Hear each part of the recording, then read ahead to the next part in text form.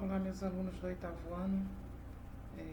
Vamos dar início ao nosso segundo bimestre com a unidade 5 do livro didático de vocês, que fala de triângulos e quadriláteros. Então, primeiro nós vamos falar sobre os triângulos. Vamos relembrar primeiro alguns conceitos. O primeiro deles é o conceito de congruência.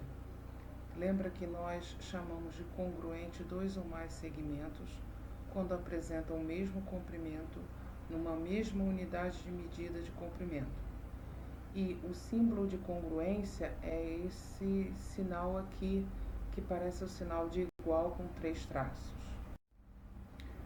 Duas figuras planas são congruentes quando apresentam a mesma forma, mesmo tamanho, ou seja, quando podem ser sobrepostas, quando eu consigo colocar uma sobre a outra. Seguindo esse raciocínio, nós podemos afirmar que dois triângulos são congruentes quando é possível estabelecer uma correspondência entre os seus ângulos internos, de tal maneira que dois ângulos que se correspondem, ângulos correspondentes, sejam congruentes, e lados opostos a ângulos correspondentes, lados correspondentes ou homólogos, sejam congruentes. Então, existem alguns casos que nós podemos checar, tá, para verificar a congruência. Lembrando que homólogos que mantém como outro elemento ângulo ou lado uma relação de correspondência, como localização, forma ou função. O termo homólogo vem do latim, que quer dizer semelhante, ou o homos quer dizer semelhante, o logos, razão. Em nosso estudo, indicamos que dois lados de um polígono são congruentes, fazendo pequenos traços em quantidades iguais, ambos os lados congruentes. Assim, ó, vejam, nessa figura aqui, eu estou indicando através de um tracinho, ou dois tracinhos, ou 3 tracinhos, os lados congruentes. Podemos notar que a definição de triângulos congruentes estabelece 6 relações de congruência, 3 entre os lados e 3 entre os ângulos.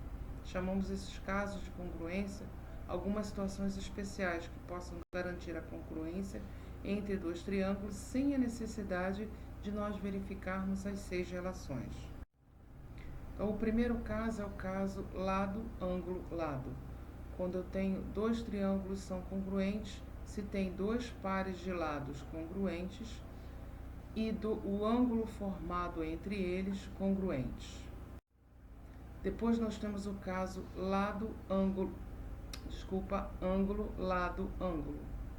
Dois triângulos são congruentes se tem um par de lados correspondentes congruentes e se os ângulos correspondentes adjacentes a esses lados são respectivamente congruentes.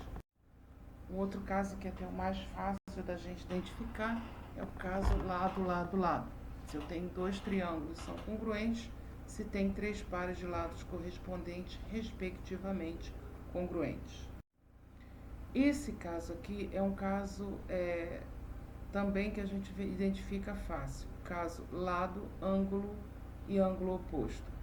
Dois triângulos são congruentes se tem um par de lados correspondentes congruentes, um par de ângulos correspondentes e adjacentes a esses lados e congruentes, e um par de ângulos opostos a esses lados também congruentes.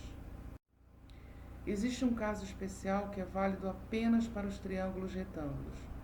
Dois triângulos retângulos são congruentes se tem as hipotenusas congruentes e um par de catetos correspondentes congruentes. Tá? Então, nesse caso aqui, esse caso só se aplica ao triângulo retângulo. Bom, agora é com vocês.